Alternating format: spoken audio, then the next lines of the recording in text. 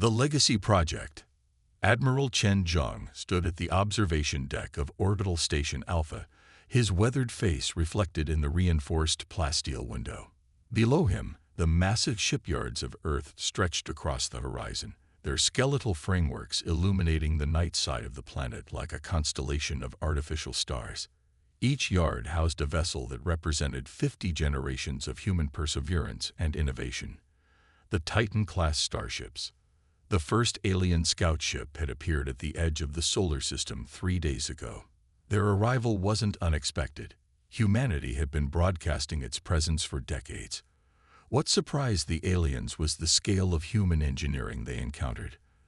Their initial scans had detected energy signatures that their instruments couldn't properly calibrate for.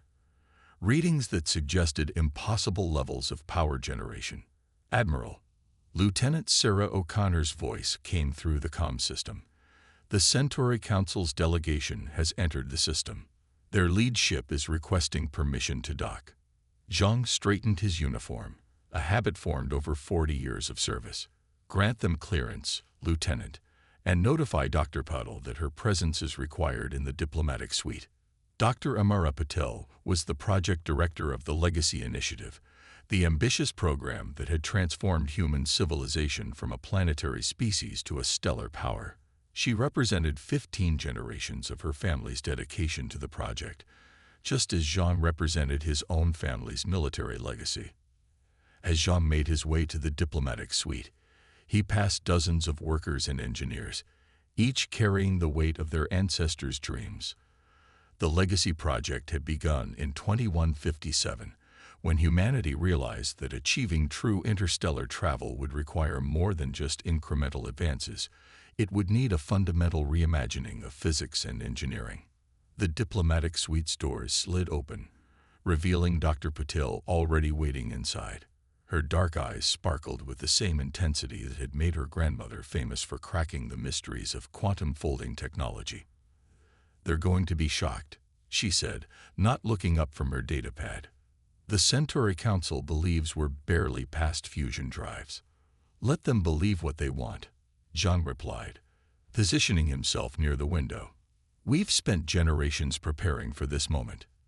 The alien delegation arrived with all the pomp one would expect from a civilization that considered itself vastly superior to humanity.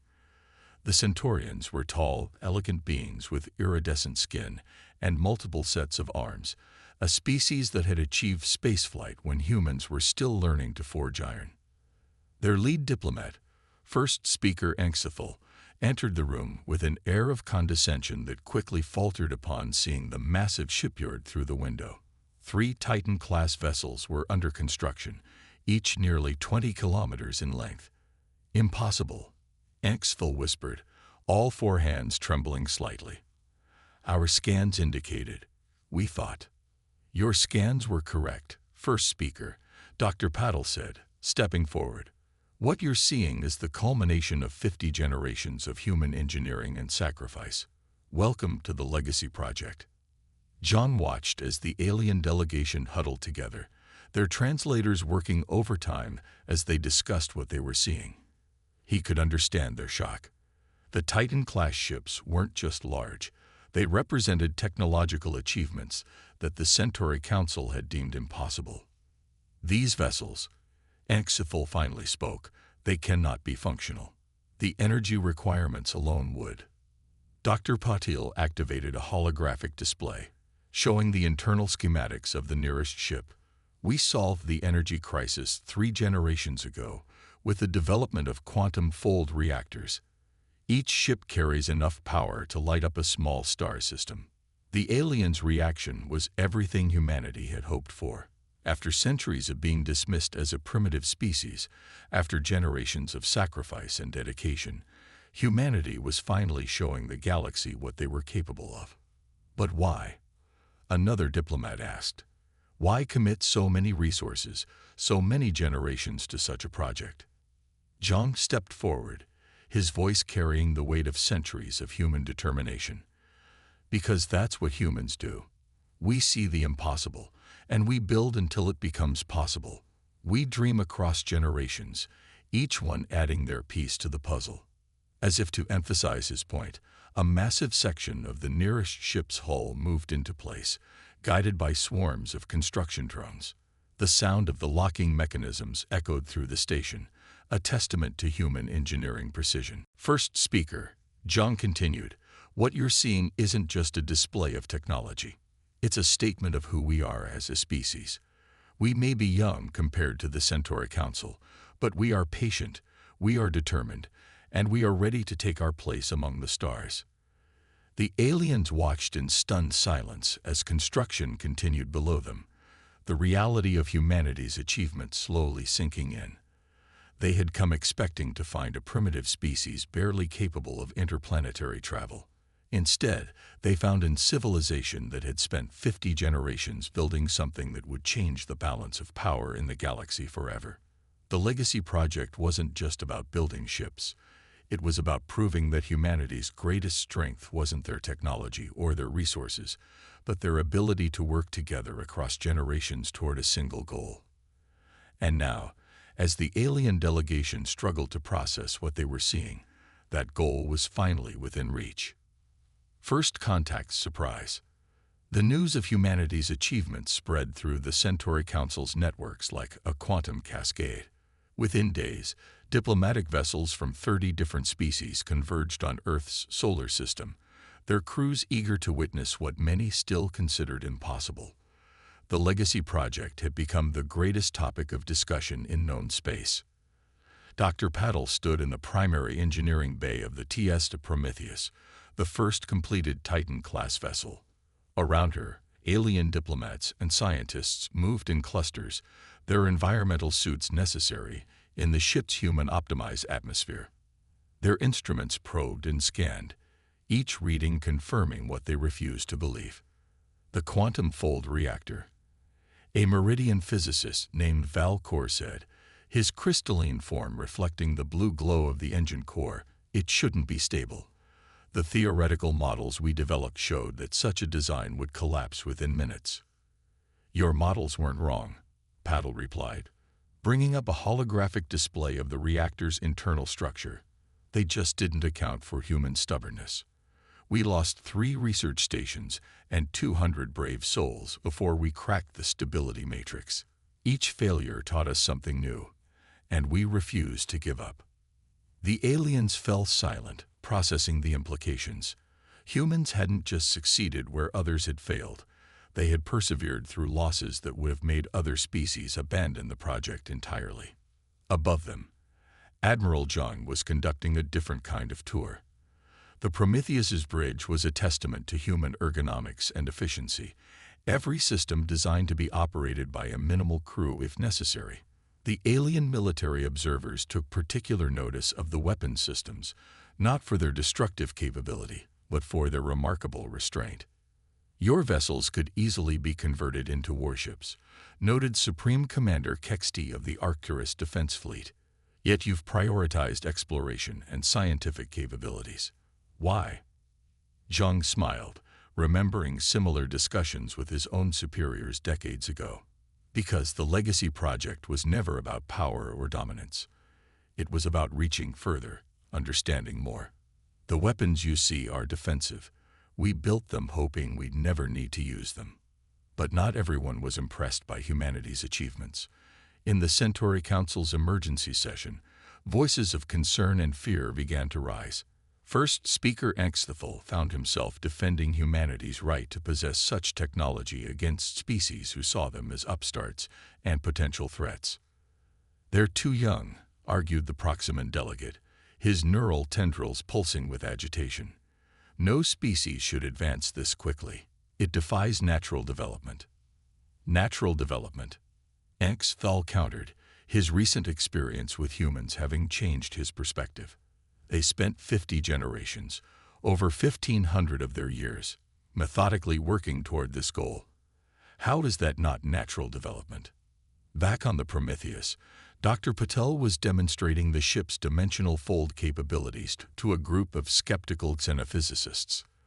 The massive vessel's engines hummed to life, energy readings climbing to levels that made the alien instruments flash warning signals. "Impossible," muttered a Syrian scientist, all three eyes fixed on his readings. "The power curve should be exponential, but it's remaining linear." "How?" "Quantum harmonics," Paddle explained, her fingers dancing across the control interface. Each generation of engineers added their own refinements. "My great-grandmother discovered that by synchronizing the fold frequencies with the ship's structural resonance, we could achieve stable power distribution." The demonstration was interrupted by an urgent communication from Earth. Admiral Zhang's voice carried a note of tension that made Paddle's breath catch. "Doctor, we need you in the Strategic Command Center immediately. Our long-range sensors have detected something concerning." Within hours, the reason for Zhang's concern became clear. A massive alien fleet had appeared at the edge of human space. Ships belonging to the Proximan Empire, known for their aggressive expansion and technological superiority. Their message was brief but clear. Humanity's achievement had drawn the attention of those who saw advanced technology as a threat to their dominance. As the alien diplomats rushed to communicate with their governments, Dr. Patel and Admiral Zhang met in the Prometheus's tactical center. The holographic display showed the approaching Proximan fleet, nearly 100 vessels, each carrying enough firepower to level a continent. "They think they can intimidate us," Zhang said, his voice calm despite the situation. "They don't understand what they're dealing with." Patel nodded, already running calculations in her head. 50 generations of human ingenuity, Admiral. We didn't just build these ships. We built them to last. Around Earth, the massive shipyards continued their work, uninterrupted by the looming crisis. The Legacy Project had prepared humanity not just for peaceful contact, but for any challenge the galaxy might present. As the Proximan fleet approached, humanity would show that their achievement wasn't just in building the impossible, it was in being ready to defend it.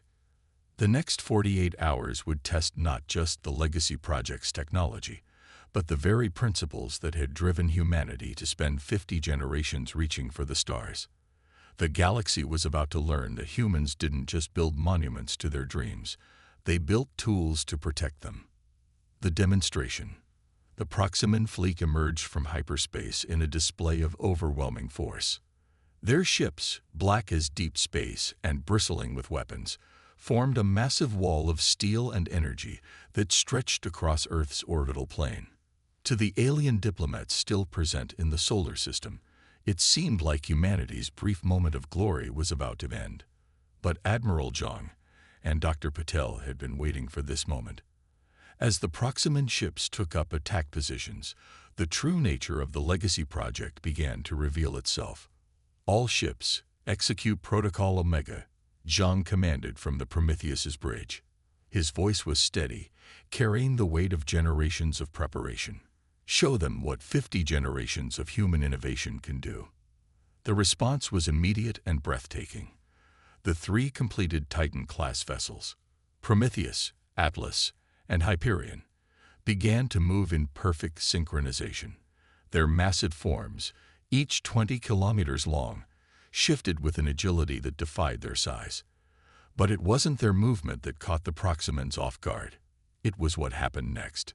The quantum fold reactors, previously running at minimal power, surged to full capacity. Energy readings across the system spiked so dramatically that several alien sensor systems temporarily shut down. The ship's outer hulls, which had appeared solid and metallic, suddenly became translucent, revealing layers of technology that even the most advanced species had never seen before. "What you're witnessing," Dr. Patel announced on an open channel to all ships in the system, "is the culmination of the Legacy Project's true purpose.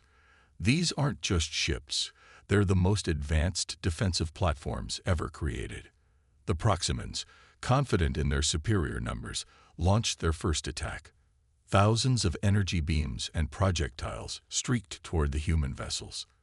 The alien diplomats watched in horror, expecting to see humanity's achievements reduced to debris. Instead, something extraordinary happened. The attack simply disappeared. The space around the Titan-class ships rippled like water, and every weapon fired at them vanished into what appeared to be micro-dimensional pockets.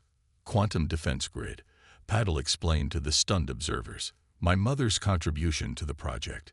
Every attack is redirected into a parallel dimension where it can't harm us or anyone else.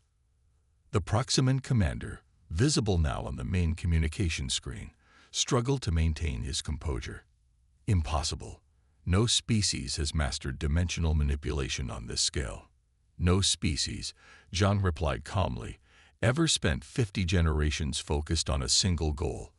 We didn't just build these ships, we revolutionized our understanding of physics to make them possible. As if to demonstrate this point, the Prometheus executed what should have been an impossible maneuver. The massive ship seemed to fold in on itself, its structure briefly existing in multiple dimensions at once before reappearing behind the Proximan fleet. Atlas and Hyperion performed similar feats, effectively surrounding the hostile forces. The alien diplomats, watching from their various vessels, began to understand the true significance of what they were seeing. Humanity hadn't just built big ships, they had created something that fundamentally changed the rules of space warfare. Your weapons can't harm us, Zhang announced to the Proximan fleet. Your shields can't stop us. We spent 50 generations preparing not just to join the galactic community, but to protect it. Stand down, or we'll be forced to demonstrate capabilities that we'd rather keep theoretical. The Proximan commander, faced with technology that made his fleet's weapons useless, had a choice to make. His species had dominated through military might for centuries, but now they faced something entirely new, human ingenuity multiplied across generations.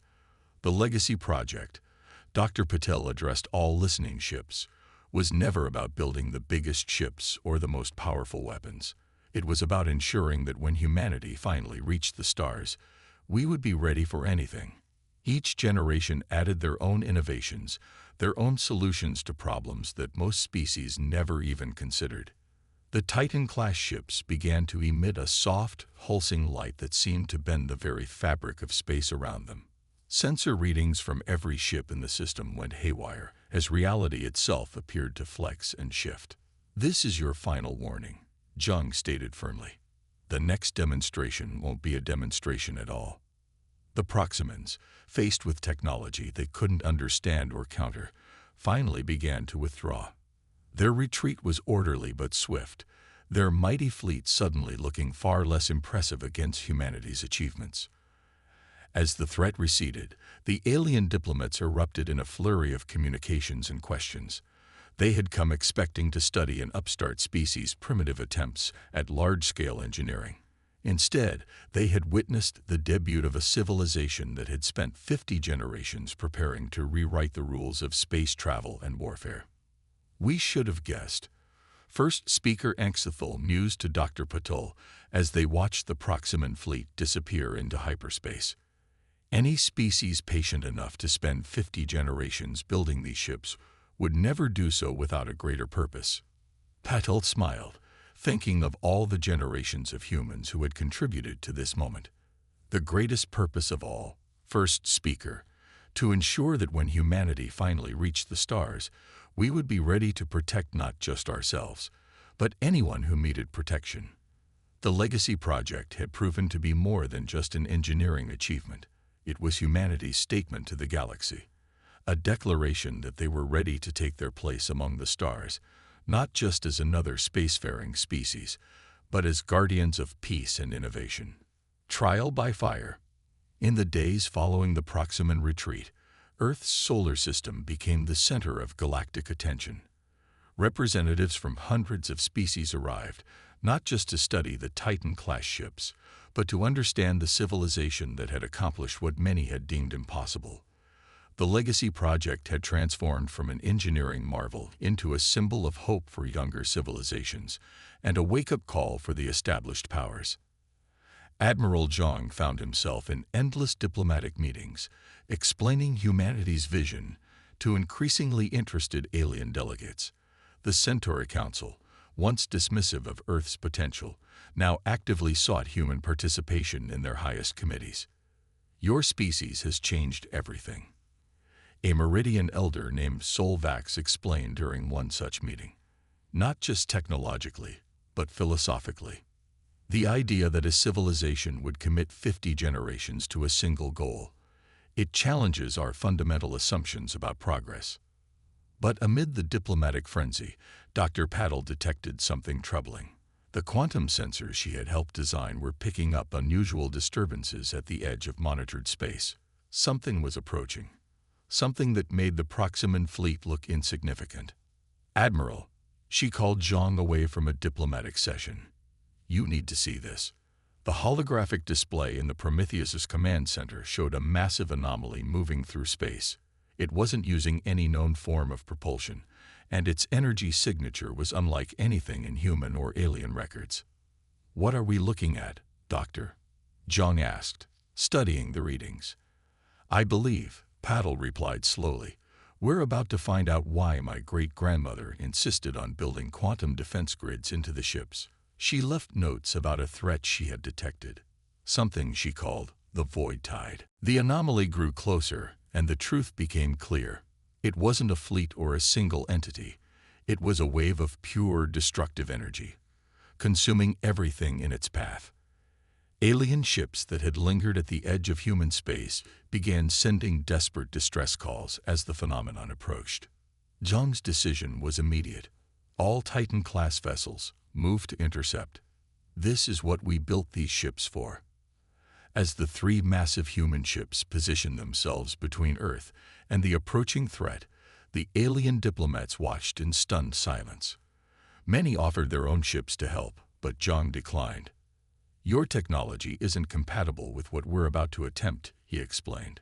"This is why we spent 50 generations preparing. Dr. Patel, initiate the Aegis Protocol." Patel's hands flew over the control systems, activating systems that had never been tested outside simulations. The quantum fold reactors of all three ships synchronized, creating a harmonic resonance that rippled through spacetime itself.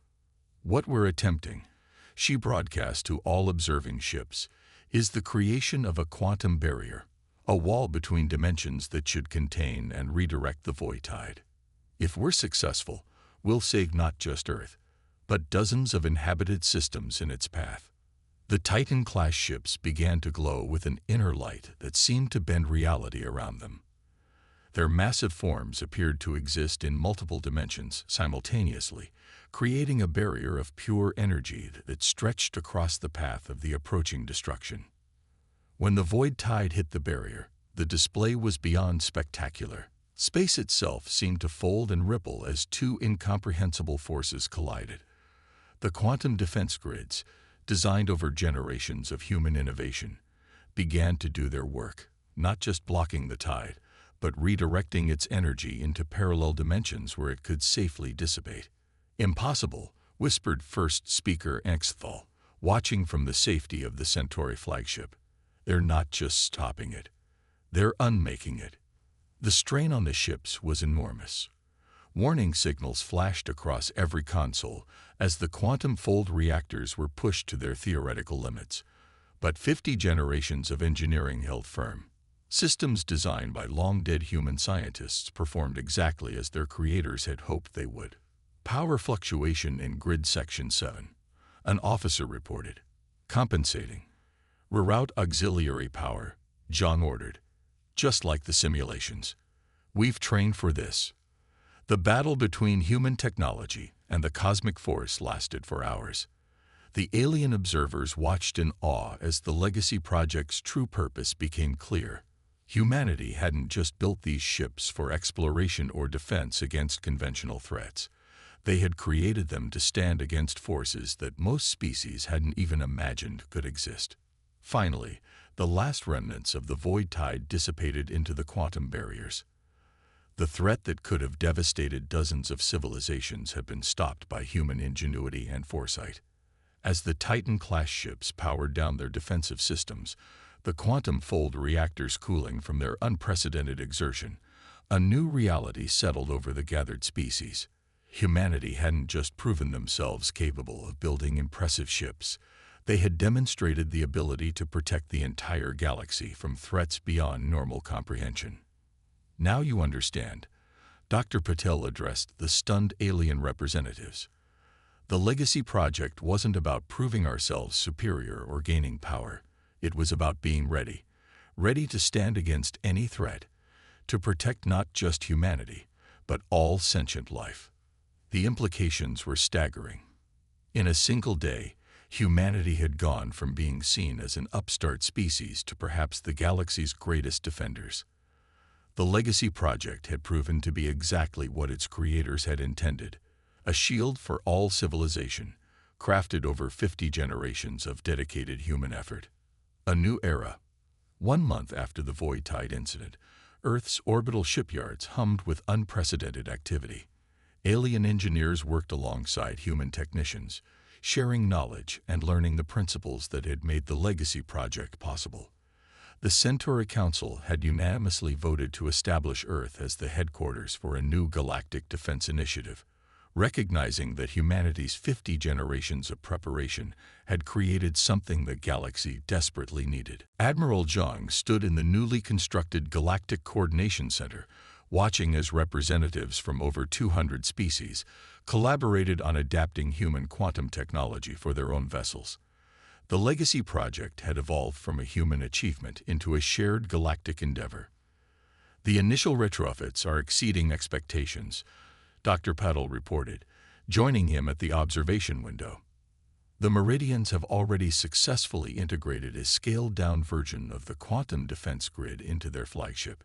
Even the Proximans have requested technical assistance. Zhang nodded, remembering how quickly former adversaries had become allies after witnessing humanity's defense against the Void Tide. 50 generations of human innovation, freely shared with the galaxy. Our ancestors would be proud. The decision to share the Legacy Project's technology hadn't been difficult. Earth's leadership recognized that protecting civilization from threats like the Void Tide required cooperation on an unprecedented scale. Humanity had spent 50 generations preparing not just to join the galactic community, but to help it evolve. First Speaker Anxethel, now serving as the chief liaison between Earth and the Centauri Council, approached them with news. The quantum sensor network is operational. We're detecting similar anomalies to the Void Tide in other galaxies. Your ancestors' warnings were correct. This threat is universal. Then we'll face it together, Dr. Patel replied. The Legacy Project was never meant to be humanity's shield alone. It was designed to protect all life, all civilization. In the shipyards below, new vessels were taking shape. These weren't just human designs. They represented a fusion of technologies from dozens of species, all built around the core principles that humanity had spent 50 generations perfecting. The sight of alien ships incorporating quantum fold reactors and defense grids was a testament to how quickly the galaxy had embraced human innovation. We've received the final approval for Phase 2, Zhang announced, bringing up a holographic display of their most ambitious project yet. The Galactic Shield Network will be completed within 5 years. The display showed a vast network of quantum defense platforms, each incorporating technology from the Legacy Project. When completed, the network would create an interlocking grid of protective barriers, capable of detecting and neutralizing threats like the Void Tide before they could threaten inhabited space. Humanity's gift to the galaxy, Anxethel observed, his crystalline form reflecting the hologram's light. You spent 50 generations preparing for a threat that most species didn't even know existed.